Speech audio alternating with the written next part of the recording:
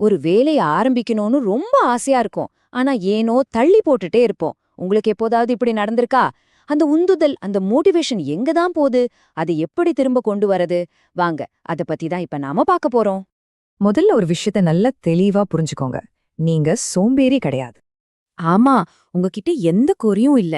இந்த மோட்டிவேஷனுக்காக நீங்க போராடுறது உங்க தப்பில்ல. அப்போ என்னதான் நிஜமான காரணம்?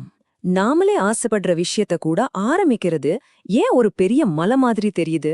பதில் உங்களுக்குள்ள இல்ல, அது உங்கள சுத்தி இருக்கு.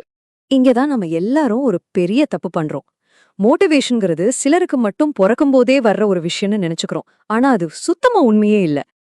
உண்மையில உங்க மோட்டிவேஷனை உருவாக்குறதும் சரி, அழிக்கிறதும் சரி, அது உங்களோட சூழல் தான். ஆமா, உங்கள சுத்தி இருக்கிற அந்த சிஸ்டம் தான் உங்க உந்துதல தீர்மானிக்குது. சரி, அப்போ நம்ம மோட்டிவேஷனை சைலண்டா கொள்ற அந்த விஷயங்கள் என்னென்ன? வாங்க, அந்த 4 முக்கியமான காரணிகளை பத்தி இப்ப பார்க்கலாம். முதல் காரணம், நாம ஒரு ஓவர் ஸ்டிமுலேட்டட் உலகத்துல வாழ்றோம். நம்ம மூளைய சுத்தி ஓயாம டிஸ்ட்ராக்ஷன்ஸ் வந்துட்டே இருக்கு. அது நம்ம சக்திய மொத்தமா உறிஞ்சிடுது. ஒரு நிமிஷம் யோசிச்சு பாருங்களேன். நாள் முழுக்க உங்க மூளைக்கு ஈஸியா டோபமைன் கிடைச்சிட்டே இருக்கு. சோஷியல் மீடியால ஸ்க்ரோல் பண்ணிட்டே இருக்கிறது, உடனே கிடைக்கிற பொழுதுபோக்கு, வந்துட்டே இருக்கிற நோட்டிஃபிகேஷன்ஸ், இப்படி ஈஸியா சந்தோஷம் கிடைக்கிறப்போ கொஞ்சம் கஷ்டப்பட்டு செய்ய வேண்டிய வேலைகள்லாம் தாங்கவே முடியாத மாதிரி தெரியும். உங்க மோட்டிவேஷன் எங்கேயும் தொலைஞ்சு போகல, அது இந்த சத்தத்துல மூழ்கி போயிருக்கு, அவ்வளோதான். 2வது காரணம் என்னன்னா, நம்ம இலக்குகள் ரொம்பவே தெளிவில்லாம இருக்கு. எங்க போறோனே தெரியாத ஒரு மேப் மாதிரி. ஜெயிக்கணும், ஃபிட் ஆகணும், இன்னும் பெட்டரா பண்ணணும், இதெல்லாம் இலக்குகள் மாதிரி தெரியலாம். ஆனா உண்மையில இது வெறும் பிரஷர் தான். நம்ம மூளைக்கு தெளிவா இல்லாத விஷயங்கள் பிடிக்காது. ஏன்னா அதால முன்னேற்றத்தை அளவிட முடியாது. எங்க போறோனே தெரியாதப்ப போறதுக்கே எப்படி ஒரு உந்துதல் வரும்? இது ரொம்ப காமனான ஒரு ட்ராப். ஒரு வேலைய ஆரம்பிக்கிறதுக்கு முன்னாடி அந்த ஃபீல் வரணும், அந்த மோட்டிவேஷன் வரணும்னு காத்துக்கிட்டே இருக்கிறது. ஆனா உண்மை என்ன தெரியுமா? நாம நினைக்கிறத விட இது அப்படியே உல்டா. மோட்டிவேஷன் வந்தாதான் வேலை செய்வோன்னு இல்ல, வேலை செய்ய ஆரம்பிச்சாதான் மோட்டிவேஷனே வரும். ஒரு சின்ன வேலைய செஞ்சு பாருங்க, அதுவே என்ஜினை ஸ்டார்ட் பண்ண மாதிரி. ஆனா நாமும் அந்த ஃபீல் வரட்டும்னு காத்துக்கிட்டே இருக்கோம். நல்லா ஞாபகம் வச்சுக்கோங்க, செயல்பாடுதான் வேகத்தை உருவாக்குறது. கடைசியா, நமக்குள்ளேயே இருக்கிற ஒரு குரல். ஒரு வேலைய செய்யாததுக்காக நம்மள நாமளே தொடர்ந்து திட்டிக்கிட்டே இருப்போம் பாருங்க, அதுதான்.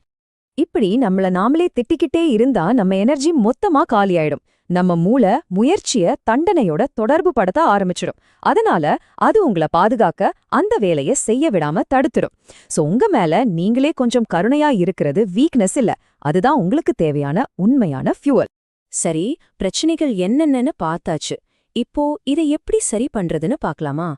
உங்க மோட்டிவேஷனை திரும்ப கொண்டு வரதுக்கான சில பிராக்டிக்கல் வழிகளை பத்தி இப்ப பேசலாம். இங்க ஒரு 4 சிம்பிள் ஸ்டெப்ஸ் இருக்கு. 1, ஆரம்பிக்கிறத ரொம்ப ஈஸியாக்குங்க. 2, உங்க கவனத்தை சிதறடிக்கிற அந்த டோபமைன் சத்தத்தை குறைங்க. 3, உங்க சின்ன சின்ன வெற்றிகளையும் கொண்டாடுங்க. ஏன்னா முன்னேற்றம் தான் உண்மையான மோட்டிவேஷன். கடைசியா, பிரஷரை விட்டுட்டு உங்க அடையாளத்தை உருவாக்குங்க. இது ரொம்ப பவர்ஃபுல்லான ஒரு மனநிலை மாற்றம். நான் இதை செஞ்சாகணும்னு சொல்றத நிறுத்துங்க. அதுக்கு பதிலா, நான் தினமும் உடற்பயிற்சி செய்யற ஆளு, இல்லனா நான் தினமும் படிக்கிற டைப் அப்படின்னு சொல்ல ஆரம்பிங்க. இது உங்க செயல்களை வெறும் கடமையா பார்க்காம உங்க அடையாளத்தோட ஒரு பகுதியா மாத்துரும். அப்போ நாம இதுவரைக்கும் கத்துக்கிட்ட எல்லாத்தையும் ஒன்னு சேர்த்து உங்களுக்கான ஒரு புது மனநிலைய உருவாக்குவோம். இந்த முழு விஷயத்துல இருந்தும் நீங்க எடுத்துட்டு போக வேண்டிய ஒரே ஒரு முக்கியமான விஷயம் என்னன்னா, உங்க மோட்டிவேஷன் காணாம போகல, அது வெறுமனே புதைக்கப்பட்டிருக்கு. எதுக்கு கீழே புதைஞ்சிருக்கு தெரியுமா? கவனச்சிதறல், அழுத்தம், அப்புறம் நம்பவே முடியாத எதிர்பார்ப்புகள். இந்த பாரங்களுக்கு கீழே தான். நீங்க இந்த பாரங்களெல்லாம் தூக்கி போட்டா போதும், உங்க மோட்டிவேஷன் தானா வெளியே வரும். இந்த தகவல் உங்களுக்கு உதவியா இருந்துச்சுன்னு நம்புறேன். அப்படி இருந்தா இந்த விளக்கத்துக்கு ஒரு லைக் போடுங்க. இந்த விஷயத்த ஆரம்பிக்க நீங்க கஷ்டப்படுறீங்கன்னு கமெண்ட்ல சொல்லுங்க.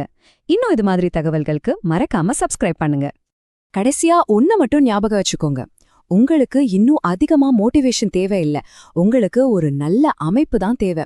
அந்த அமைப்பை உருவாக்குங்க. உந்துதல் அதுவா உங்களை தேடி வரும்.